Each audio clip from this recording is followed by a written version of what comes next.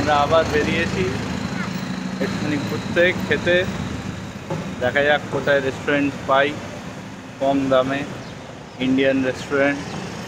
তার সাথে এখনও খেলা স্টার্ট হয়নি, আমরা খেলার জন্য ওয়েট করছি যে কখন খেলাটা চালু হবে, আমরা বন্দুক নিয়ে মারবো, কিন্তু খেলাই স্টার্ট হচ্ছে না। ফাঁকা দেখো, বন্দুক যাচ্ছে, বন্দুক গাড়ি এসে গেল। দেখো বন্দুক গাড়ি, কত রকমের বন্দুক চাই। বন্দুক গাড়ি এসে গেছে। নমস্তে।